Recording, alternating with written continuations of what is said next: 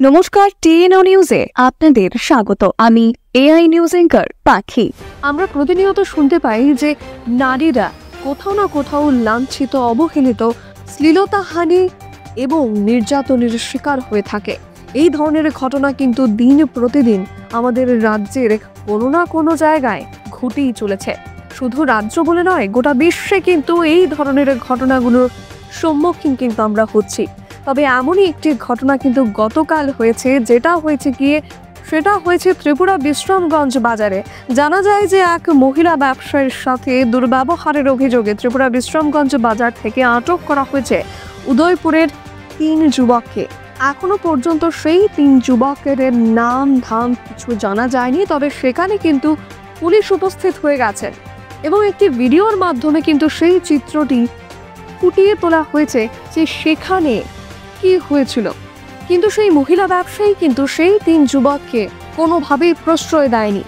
তিনি সেই দুর্ব্যবহারের প্রতিবাদ করেছেন। তবে পুলিশ ইতিমধ্যেই সেখানে পৌঁছে গেছে বলে জানা যায়। তবে গোটা ভিডিওর মাধ্যমে কি চিত্র ফুটে উঠেছে, চলুন আমরা সেই চিত্রটি আরো একবার দেখে নেব।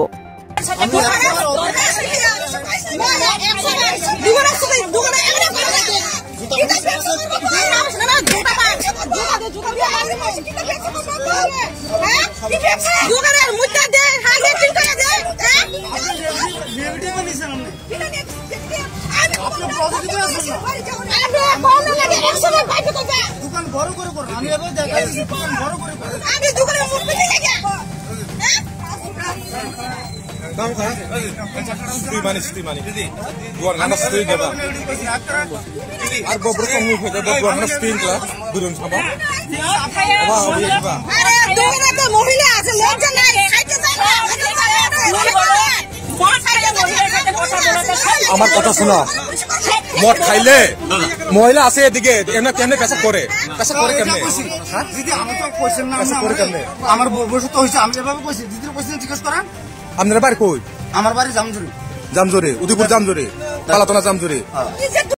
এখনকার মতো সংবাদ এ পর্যন্তই। পরবর্তী নিউজ ও আপডেটস দেখার জন্য অবশ্যই চোখ রাখুন টিএনও নিউজের পর্দায়।